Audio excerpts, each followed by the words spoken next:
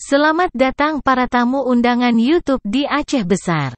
Dan mari mampir.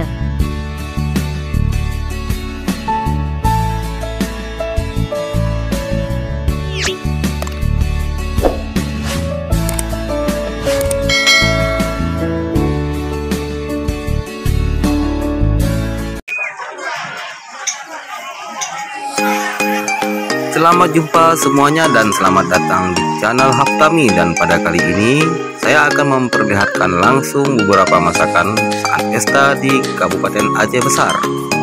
Dan termasuk ciri khas utama adalah memasak kuah belangong seperti yang ada di dalam video ini dan nampak kecimai di dalam video ini. Dan khusus bagi pengunjung di channel ini, nanti saat ada pesta berikutnya akan admin undang supaya bisa mencicipi bagaimana rasanya masakan Aceh Besar, yaitu kuah belangong.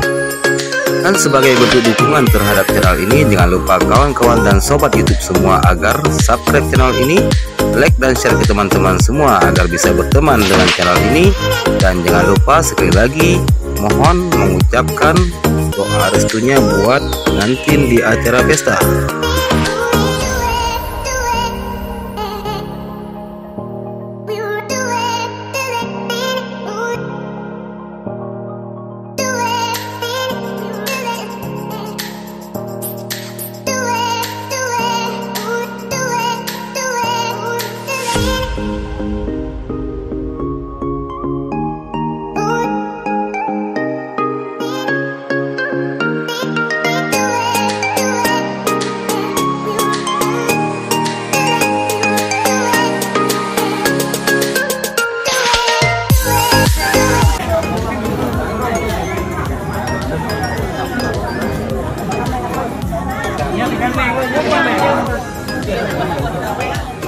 Wah, muda dia tadi.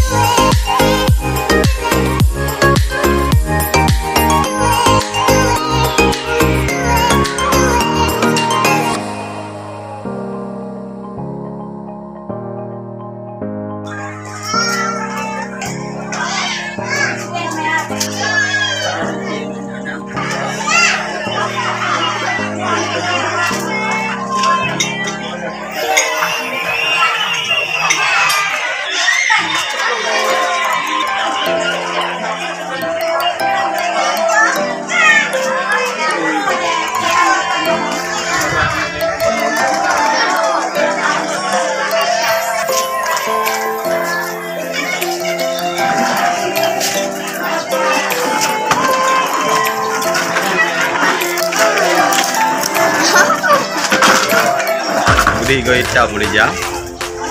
Budi hijau hitam boleh.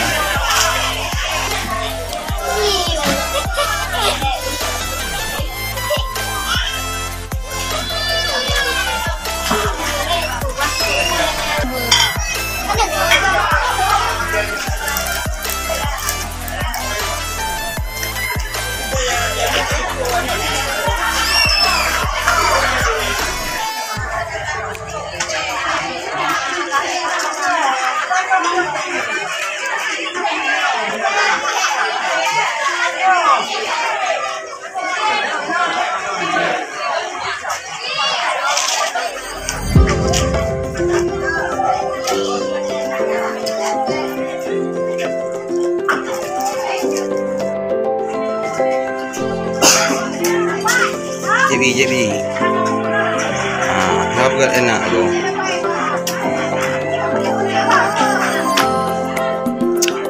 Kau boleh biar.